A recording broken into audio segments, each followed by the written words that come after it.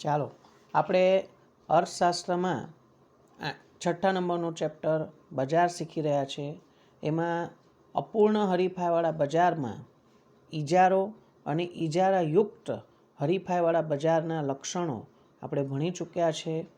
એના પછી પૂર્ણ હરીફાઈ અને ઇજારા વચ્ચેનો તફાવત, ઇજારો અને ઇજારાયુક્ત હરીફાઈવાળા બજાર એનો પણ તફાવત આપણે ભણ્યા છે.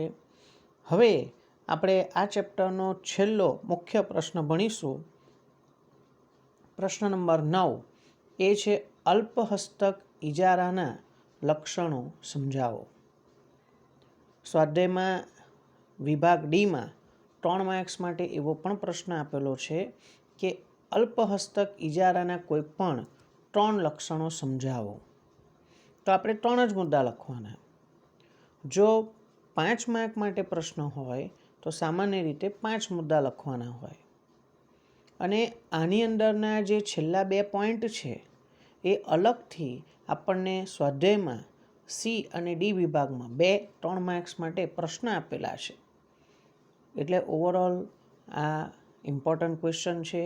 એક પ્રશ્નની અંદર 3 પ્રશ્નોનો સમાવેશ થાય છે.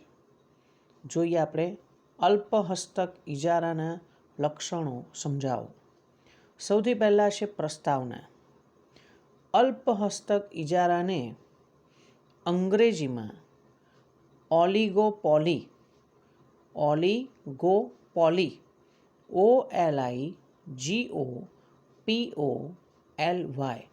ઓલિગોપોલી કહે છે. જે ગ્રીક ભાષાના શબ્દ, હવે પહેલું છે ઓલિગોસ, OLIGOS. ઓલિગોસ એટલે અલ્પ અથવા થોડાક, અને પોલેન POLLEIN, પોલેન એટલે વેચનાર. આ 2 શબ્દનો બનેલો છે. કયા? ઓલિગોસ અને પોલેન. એ બેને ભેગા કરો તો અલ્પ અથવા થોડાક વેચનાર. એટલે અલ્પહસ્તક ઇજારાનો અર્થ અલ્પ ઉત્પાદકો કે વેચનારાઓનું બજાર એમ થાય છે. ફરીથી, અલ્પહસ્તક ઇજારાનો અર્થ શું થાય છે? અલ્પ ઉત્પાદકો. અલ્પ એટલે થોડા, ઓછા, બરાબર. અલ્પ ઉત્પાદકો કે વેચનારાઓનું બજાર એટલે અલ્પહસ્તક બજાર, અલ્પહસ્તક ઇજારાવાળું બજાર. અલ્પહસ્તક ઇજારો એક એવું બજાર છે કે જેમાં અલ્પ ઉત્પાદકો, થોડા ઘણા ઉત્પાદકો કે વેચનારાઓ સમાન ગુણી અથવા નજીકની અવેજી વસ્તુના ઉત્પાદન કે વેચાણનું કાર્ય કરે છે. ફરી સમજો. અલ્પહસ્તક ઇજારો એક એવું બજાર છે કે જેમાં અલ્પ ઉત્પાદકો, થોડાક જ ઉત્પાદકો કે વેચનારાઓ શું કરે છે? સમાન ગુણી, રૂપ, રંગ, ગંધ, કદ, આકાર, વજન, સ્વાદ બધું કેવું હોય? સેમ ટુ સેમ, સરખું જ હોય. તો એને સમાન ગુણી વસ્તુ કહેવાય. અને સમાન ગુણી ના હોય પણ નજીકની અવેજી વસ્તુઓ હોય. એટલે સમાન ગુણી અથવા નજીકની અવેજી વસ્તુના ઉત્પાદન કે વેચાણમાં આ થોડા ઘણા ઉત્પાદકો રોકાયેલા હોય છે. આ બજારમાં હરીફાઈનું પ્રમાણ તીવ્ર કક્ષાનું હોય છે. ખૂબ જ હરીફાઈ હોય છે, ગળાકાપ હરીફાઈ હોય છે, બરાબર. એકબીજાના ગ્રાહકોને ખેંચવા માટે ઉત્પાદકો, વેપારીઓ પ્રયત્ન કરતા હોય છે.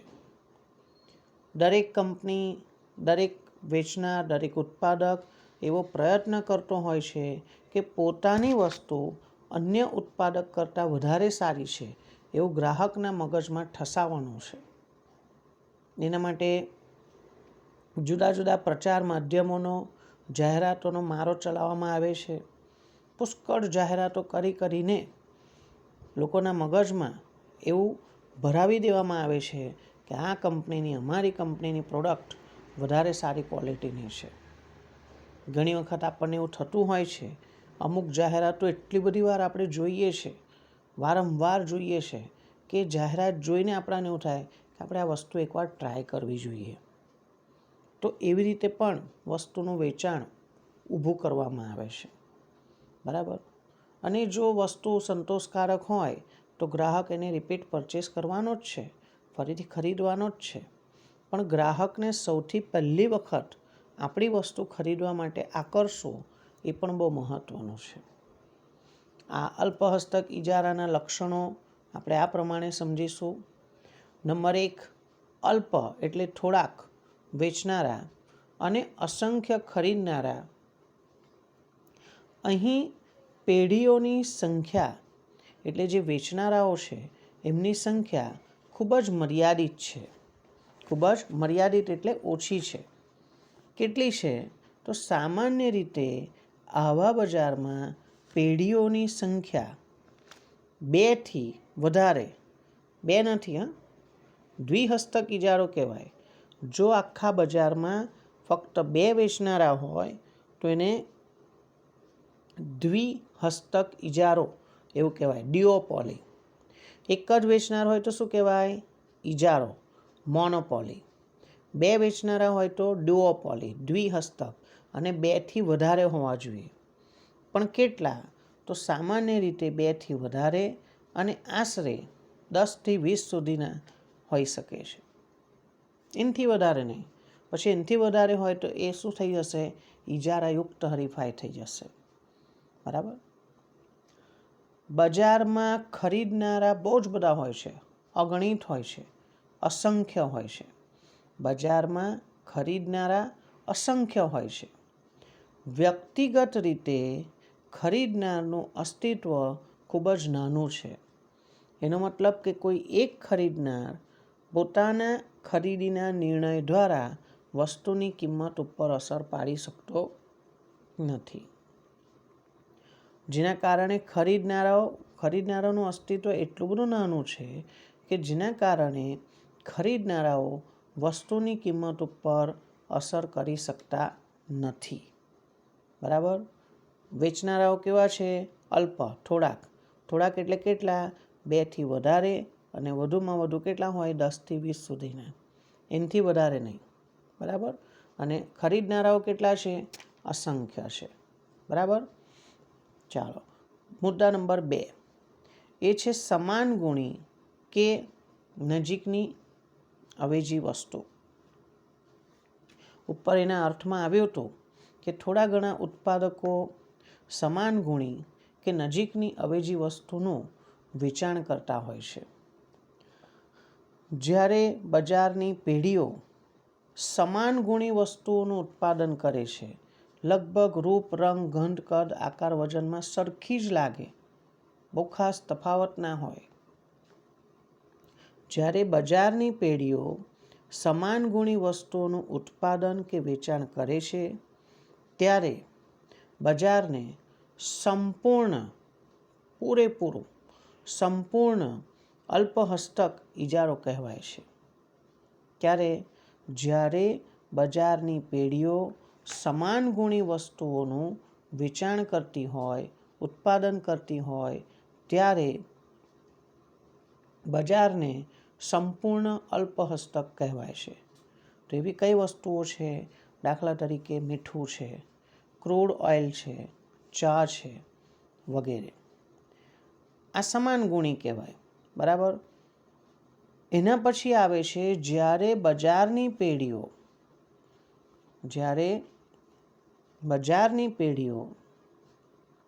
નજીકની અવેજી વસ્તુઓનું ઉત્પાદન અને વેચાણ કરે છે.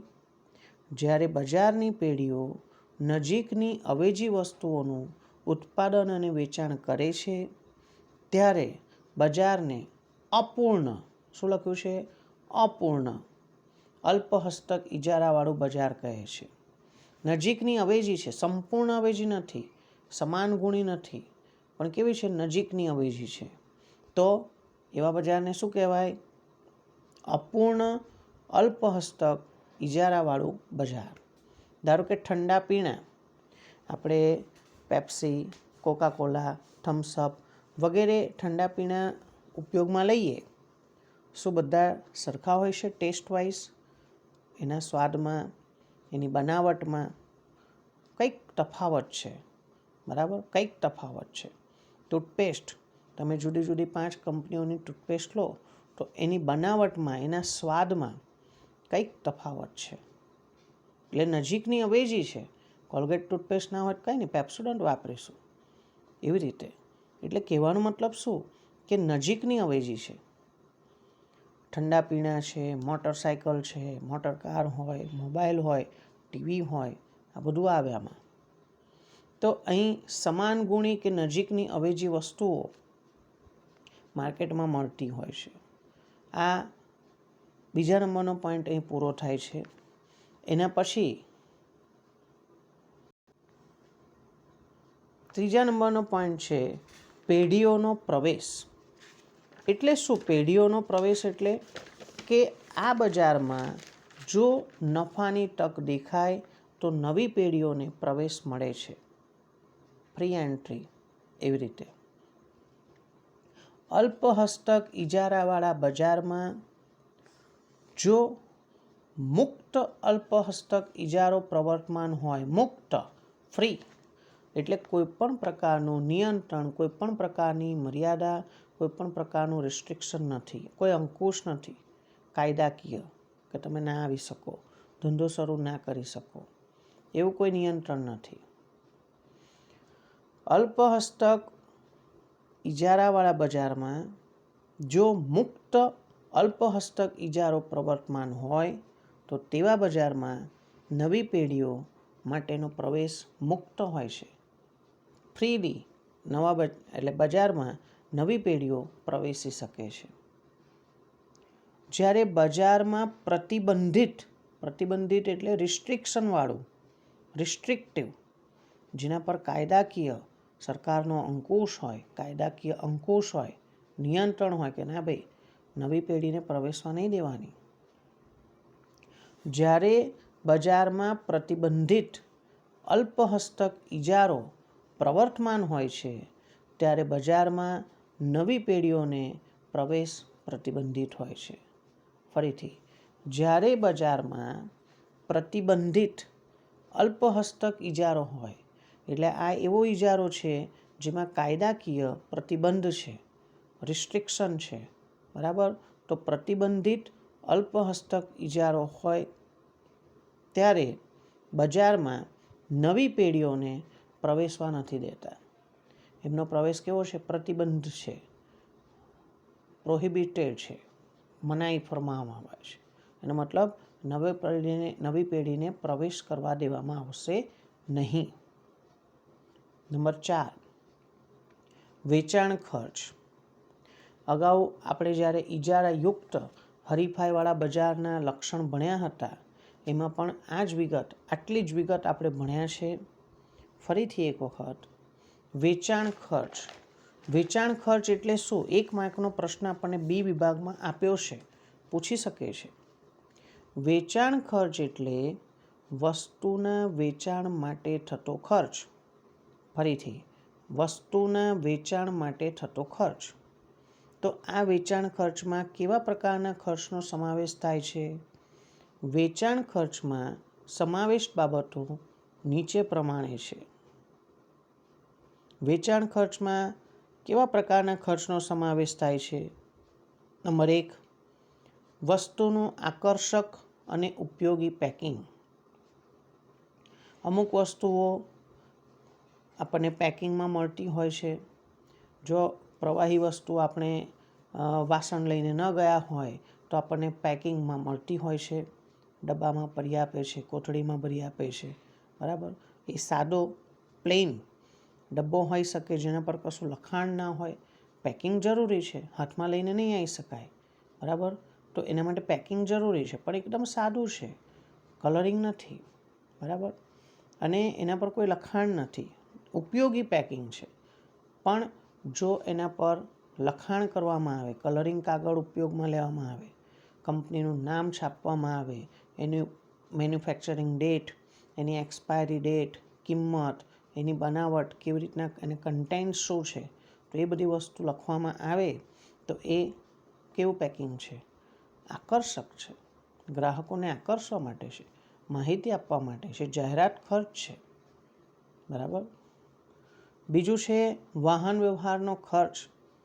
વસ્તુનું માર્કેટિંગ કરવું હોય, વસ્તુનું વેચાણ વધારવું હોય, તમે એને દૂર દૂરના વિસ્તારોમાં વેચવા માટે મોકલવી પડે, વાહન વ્યવહાર ખર્ચ કરવો પડે, ટ્રાન્સપોર્ટેશન કોસ્ટ થાય. વડોદરામાં ઉત્પાદન થયેલી વસ્તુ અમદાવાદ, રાજકોટ, સુરત, ગુજરાતના બીજા શહેરોમાં આપણે વેચવા મોકલી શકીએ છીએ. ઇવન ગુજરાતની બહાર મહારાષ્ટ્ર, રાજસ્થાન, પંજાબ કે બીજા કોઈક રાજ્યમાં પણ આપણે ગુજરાતમાં બનેલી વસ્તુ વેચવા મોકલી શકીએ છીએ. તો વેચાણ વધારવા માટે તમારે ટ્રાન્સપોર્ટેશન કોસ્ટ કરવી પડે, વાહન વ્યવહારનો ખર્ચ કરવો પડે. ત્રીજું, શોરૂમ અને સેલ્સમેન પાછળ થતો ખર્ચ. ભવ્ય શોરૂમ બનાવવામાં આવે છે, આધુનિક ફર્નિચર મૂકવામાં આવે છે, કાપડની દુકાન હોય, કાપડનો શોરૂમ હોય તો એમાં સ્ટેચ્યુ મૂકવામાં આવે છે, એને કપડાં પહેરાવવામાં આવે છે જે લેટેસ્ટ ફેશનના, લેટેસ્ટ ડિઝાઇનના હોય, કે જે જોઈને બહાર મૂક્યા હોય સ્ટેચ્યુ, તો એ જોઈને બહારથી જતા જે લોકો છે એ આનાથી આકર્ષાઈને વસ્તુ ખરીદવા આવતા હોય છે. તો એ શોરૂમનો ખર્ચ વેચાણ વધારવા માટે છે. સેલ્સમેન રાખવામાં આવે છે જેનું મુખ્ય કામ જ વેચાણ વધારવાનું છે. તો સેલ્સમેનને કમિશન આપવામાં આવતું હોય છે. નંબર 4, વેચાણ માટે અપાતી કિંમતની છૂટછાટો. ઘણી વખત વસ્તુનું વધારે વેચાણ કરવા માટે ડિસ્કાઉન્ટ આપવામાં આવતું હોય છે. 20%, 25%, 50% ડિસ્કાઉન્ટ, એકની ખરીદી પર એક ફ્રી, બેની ખરીદી પર એક ફ્રી, કેવી રીતની જુદી જુદી સ્કીમો આપવામાં આવતી હોય છે. છૂટછાટ આપવામાં આવે છે, કિંમતમાં ડિસ્કાઉન્ટ આપવામાં આવે છે. જાહેરાત ખર્ચ સૌથી મહત્વનો વેચાણ માટેનો ખર્ચ જાહેરાત ખર્ચ છે. રેડિયો પર, ટીવી પર, ન્યૂઝપેપરમાં, બેનર્સ દ્વારા આપણે જાહેરાતો કરી શકીએ છીએ અને એ રીતે ગ્રાહકોને આપણી વસ્તુ ખરીદવા માટે આપણે આકર્ષી શકીએ છીએ. નંબર 5, પરસ્પર અવલંબન. આ ઇમ્પોર્ટન્ટ ટોપિક છે. આના ઉપરથી આપણને સ્વાધ્યાયમાં અલગ પ્રશ્ન આપેલો છે. પરસ્પર અવલંબન એટલે શું? 2 માર્ક માટે આવું પૂછી શકે. પરસ્પર અવલંબન એટલે શું? તો પરસ્પર અવલંબનનો અર્થ આવી રીતે સમજીશું કે અહીં આ જે અલ્પહસ્તક ઇજારાવાળું બજાર છે તેમાં શું થાય છે, ઉત્પાદક કે વેચનારની સંખ્યા ખૂબ ઓછી છે. અહીં ઉત્પાદક કે વેચનારની સંખ્યા ખૂબ ઓછી છે, જેના કારણે તેઓ એકબીજા વિશેની જરૂરી માહિતી રાખી શકે છે. ઓછા ઉત્પાદકો હોય તો એ દરેક ઉત્પાદક કઈ વસ્તુ વેચે છે, એની વસ્તુમાં શું વિવિધતા છે, ગુણવત્તા શું છે, એ બધું આપણે જાણી શકીએ, માહિતી રાખી શકીએ. બરાબર. તો અહીં ઉત્પાદક કે વેચનારાની સંખ્યા ખૂબ ઓછી હોવાના કારણે તેઓ એકબીજા વિશેની જરૂરી માહિતી રાખી શકે છે. દાખલા તરીકે કારના ઉત્પાદકો હોય, બરાબર, ટેલિવિઝન બનાવતા હોય, આ રીતે. તો એકબીજાની કંપનીની પ્રોડક્ટ શું છે, એની ગુણવત્તા શું છે, ટેકનોલોજી શું વાપરે છે, કેવી ડિઝાઇન રાખે છે, એની માહિતી આ લોકો રાખે છે. દરેક ઉત્પાદક પોતાના કોમ્પિટિટર વિશેની માહિતી ભેગી કરે છે. પરસ્પર અવલંબન. હવે એમાં શું થાય છે, આ બજારમાં ઉત્પાદકો અને વેચનારાઓ તેમની હરીફ પેઢીઓની વસ્તુઓના પ્રકાર અને ગુણવત્તા પર ખૂબ ઊંડાણપૂર્વક એટલે કે ચાંપતી નજર રાખતા હોય છે, બહુ જ ક્લોઝ વોચ રાખતા હોય છે. એટલે શું કરે છે, આ બજારમાં ઉત્પાદકો અને વેચનારાઓ તેમની હરીફ પેઢીઓના, તેમના કોમ્પિટિટર્સ વસ્તુમાં કેવા ચેન્જીસ કરે છે, કયા નવા કલર લાવે છે, નવી ડિઝાઇન લાવે છે, બરાબર, પોતાની ગુણવત્તામાં વસ્તુમાં શું ચેન્જીસ કરે છે, તો એની ઉપર આપણે ખૂબ જ ઊંડાણપૂર્વકની ચાંપતી નજર રાખવાની, ક્લોઝ વોચ રાખવાની, તપાસ રાખવાની ઝીણવટભરી કે આ લોકોએ શું સુધારા વધારા કર્યા. તો આપણે પણ આપણી વસ્તુમાં એ સુધારા વધારા કરવા પડશે. પરસ્પર અવલંબન છે, એકબીજા પર આધાર રાખે છે. પેઢી જ્યારે પોતાની વસ્તુની ગુણવત્તા કે કિંમતના સંદર્ભમાં પેઢી જ્યારે પોતાની વસ્તુની ગુણવત્તા કે કિંમતના સંદર્ભમાં નિર્ણયો કરે અથવા નિર્ણયો લેવા હોય તો શું કરવું પડશે? હરીફની વર્તણૂક પર પણ આપણે આધાર રાખવો પડે છે. બરાબર? એટલે શું કે આપણે ધારો કે વસ્તુની કિંમત ઘટાડીશું તો એનું રિએક્શન, એની પ્રતિક્રિયા આપણા હરીફો કેવી રીતે આપશે? શું એ લોકો પણ ઘટાડવાના છે કે નથી ઘટાડવાના? બહુ વર્ષો પહેલાં જ્યારે કોલ્ડ્રિંકની બોટલ આવતી હતી ને, તો પહેલાં 300 mlની જ આવતી હતી. બરાબર? 300 mlની એક જ માપ. પછી ધારો કે થમ્સઅપવાળાએ શરૂ કર્યું છોટા થમ્સઅપ 5 રૂપિયાની 200 ml. સમજજો.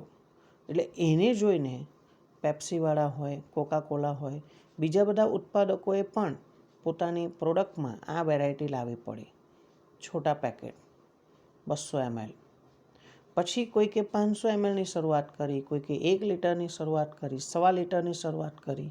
તો એનું રિએક્શન એ આવે કે બીજા બધાએ પણ આ રીતના આ માપમાં આટલી બોટલ એમને વેચવાની શરૂઆત કરી.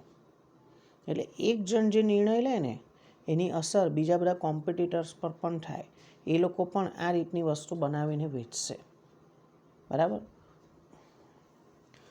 પેઢી જ્યારે પોતાની વસ્તુની ગુણવત્તા કે કિંમતના સંદર્ભમાં નિર્ણયો લે છે કે લેવા ઈચ્છતી હોય ત્યારે શું થાય છે? તેના હરીફની વર્તણૂક પર ચાંપતી નજર રાખે છે. બરાબર? એક અથવા બીજી રીતે આધાર રાખે છે કે ભાઈ આપણા કોમ્પિટિટર્સ, આપણા હરીફો શું રિએક્શન આપશે, એમની પ્રતિક્રિયા શું હશે. તો એકબીજા પર આધારિત હોય છે.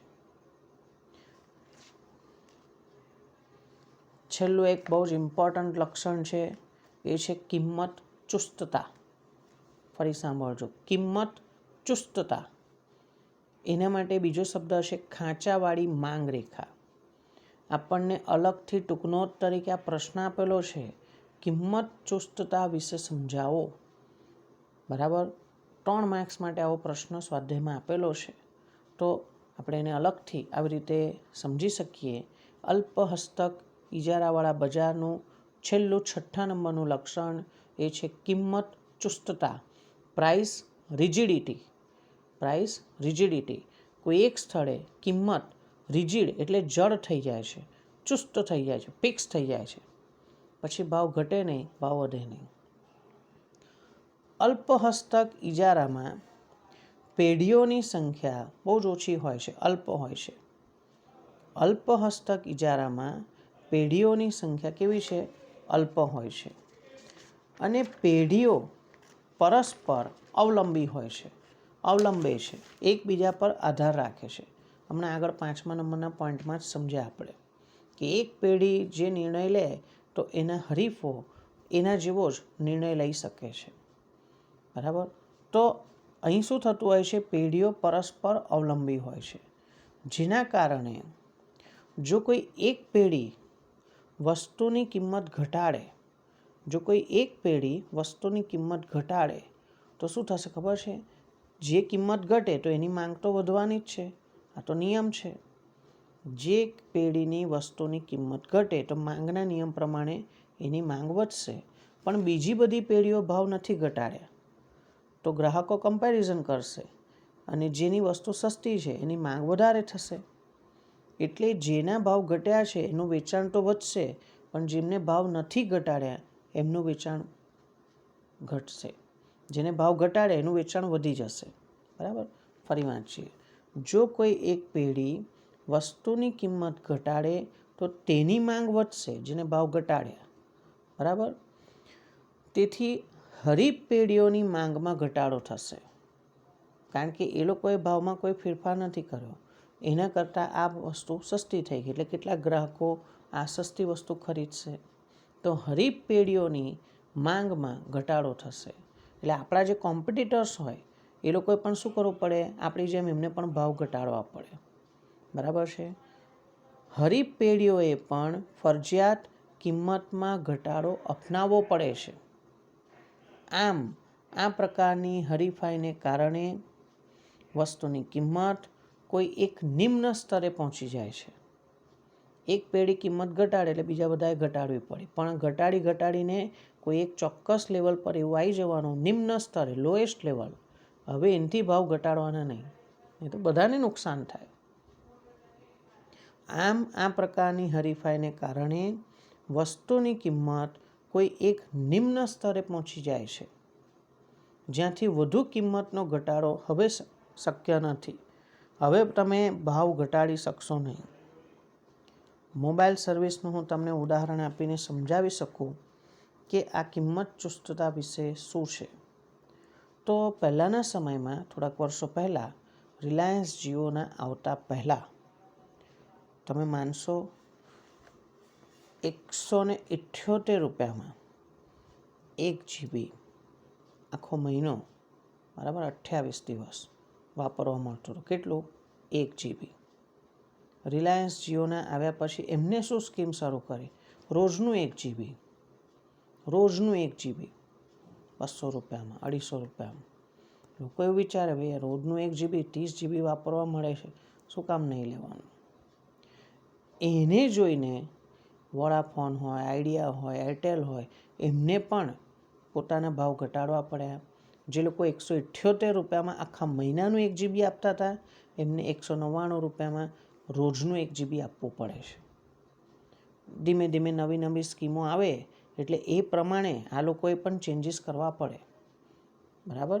એરટેલ હોય, આઈડિયા હોય, વોડાફોન હોય વગેરે, એ લોકોએ રિલાયન્સ જીઓની સામે ટકવું હોય તો એ સસ્તા ઉત્પાદનની સામે, એ સસ્તી સેવાની સામે આપણે પણ ભાવ ઘટાડવો પડે. એવું આમાં થાય છે. પણ એ લોકો ભાવ ઘટાડીને કોઈ એક લેવલ પર પહોંચી જશે, ત્યાંથી ઘટાડે નહીં, બરાબર, એનાથી ઓછો નહીં કરે, તો એ કિંમત ચુસ્તતા છે. છેલ્લો પેરેગ્રાફ.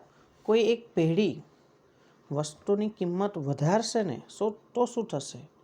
કોઈ એક પેઢી વસ્તુની કિંમત વધારે તો શું થાય છે? તેની માંગ ઘટે છે. જેની કિંમત વધી એની માંગ ઘટશે. એનો લાભ કોને થશે? ભાઈ આ વસ્તુની કિંમત વધી ગઈ તો એના ગ્રાહકો બધા તૂટીને બીજી વસ્તુ ખરીદવા માંડશે, એના હરીફ વસ્તુ ખરીદવા માંડશે. લાભ કોને થયો? હરીફોને થયો. કોઈ એક પેઢી વસ્તુની કિંમત વધારે તો તેની માંગ ઘટશે, જેનો લાભ હરીફ પેઢીઓને થાય છે. આમ હરીફ પેઢીઓ શું કરે છે ખબર છે? હોશિયાર હોય છે. આપણે ભાવ ઘટાડીએ તો એ લોકો ભાવ ઘટાડશે, પણ આપણે ભાવ વધારીએ તો આપણું જોઈને એ લોકો ભાવ વધારવાના નથી, બરાબર. હરીફ પેઢીઓ શું કરે છે? કિંમત વધારો અનુસરતી નથી.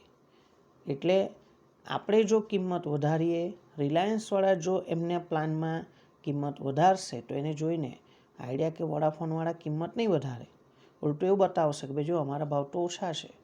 એવી રીતે કિંમત વધારો અનુસરવામાં આવતો નથી. હા, કિંમત ઘટાડે તો આપણે બી કિંમત ઘટાડવાની, પણ કિંમત વધારે તો હરીફો કિંમત વધારતા નથી, બરાબર. આ બજારમાં વસ્તુની કિંમત કોઈ એક સ્તરે જળ એટલે કે ચુસ્ત થઈ જાય છે, અને આ પરિસ્થિતિને કારણે આ બજારમાં વસ્તુની માંગ રેખા ખાંચાવાળી બને છે. તો તમે આકૃતિમાં જોશો, માંગ રેખા કોઈ એક સપાટી સુધીને ઘટે છે, બરાબર. જે આપણે માંગ રેખા નોર્મલી દોરીએ છીએ, ડાબી બાજુ ઉપરથી જમણી બાજુ નીચે તરફ અડધી માંગ રેખા એવી છે. પછી વચ્ચેથી ખાંચ આવે છે, ત્યાંથી માંગ રેખા સીધી થઈ જાય છે. એકદમ સીધી નથી, પણ થોડી આમ સીધી થઈ જાય છે, સપાટ થઈ જાય છે વધારે, બરાબર. તો એ માંગ રેખા ખાંચાવાળી બની ગઈ. આ રીતે આપણને આ 6 નંબરનો પોઈન્ટ આપેલો છે, કિંમત ચુસ્તતા. એને ખાંચાવાળી માંગ રેખા પણ કહેવાય. બહુ ઇમ્પોર્ટન્ટ ક્વેશ્ચન છે. એક જ પ્રશ્નની અંદર 6 મુદ્દા, પણ આ પ્રશ્નને જુદી જુદી 3 રીતે પૂછી શકાય. એની અંદર જે 5મો અને 6ઠ્ઠો પોઈન્ટ છે, પરસ્પર અવલંબન અને કિંમત ચુસ્તતા, એ અલગથી અલગ પ્રશ્ન તરીકે 2 કે 3 માર્ક માટે તમને પૂછી શકાય એમ છે. અલ્પહસ્તક ઇજારાવાળા બજારના આ લક્ષણોનો જવાબ અહીં પૂરો થાય છે. સેક્શન A અને B આપણે નેક્સ્ટ પીરિયડમાં લઈશું.